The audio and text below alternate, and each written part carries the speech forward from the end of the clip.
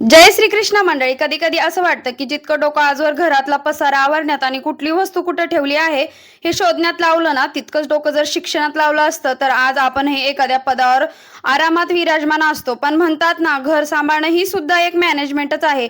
भले आपल्याला सॅलरी मिळत नसेल, पण घर नावाचं साम्राज्य आपणच पेलतोय हे काही कमी नाही. आणि लेकराला सांभाळत सांभाळत आपण सुद्धा काहीतरी करतो याचं समाधान सुद्धा वाटतं मनाला. आता ते पैसा कधी येऊ ना न येऊ, पण काम केल्याचं तर समाधान मनाला असतंच. त्यानंतर ना, रियांशला इथं धिरडी टाकून दिलेली होती मिक्स पिठाची मस्त असं.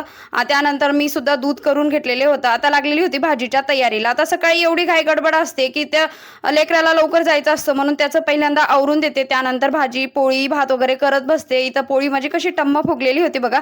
मी पण कधी कधी अशी फुगून राहते बरं काय. त्यानंतर ना, मल्टीग्रेन आटा दळून आणलेला होता बघा त्या दिवशी. त्या आट्याची भाकरी बनवले. खूपच भारी भाकरी येत आहेत या आट्याच्या. आणि मला इथं गरम पाणी सुद्धा टाकावं लागत नाही त्या पिठामध्ये. जर त्या आट्याची रेसिपी तुम्ही बघितली नसेल तर मागे चॅनलला टाकलेले आहे, तुम्ही नक्की जाऊन चेकआउट करा. त्यानंतर खीर सुद्धा बनवलेली होती. रामनवमीच्या दिवशीचा ब्लॉग आहे. आवडल्यास लाईक करा, सबस्क्राईब